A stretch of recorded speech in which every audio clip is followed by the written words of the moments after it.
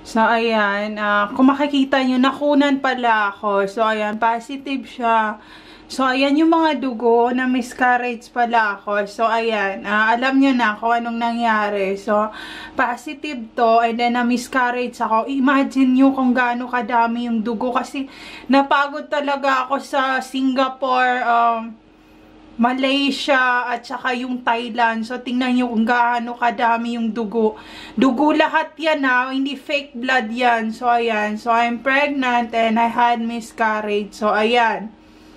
But I don't wanna shout out the name of the man involved in this pregnancy issue. So, ayan. At least alam nyo hindi ako nagpe-fake ng mga vlog ko, ng mga shout out, ganyan.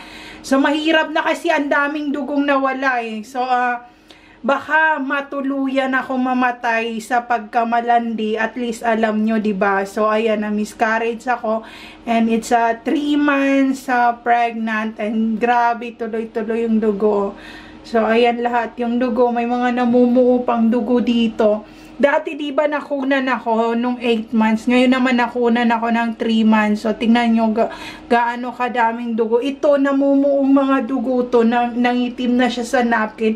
Tapos, meron pa akong adult pads talaga na ito. Adult na diaper na ganyan. Yung pang diaper talaga na ganyan. Napuno rin niya ng dugo. So, wag niya nating tingnan. So, ayan. Rest in peace sa baby. And, yung isang pregnancy test na positive, tinapon ko sa labas. Pero ito, hindi ko itatapon. So, ayan, I keep at this one. So, sorry, baby. Hindi ko alam ang gender sa nangyari. So, ayun lang. Rest in peace.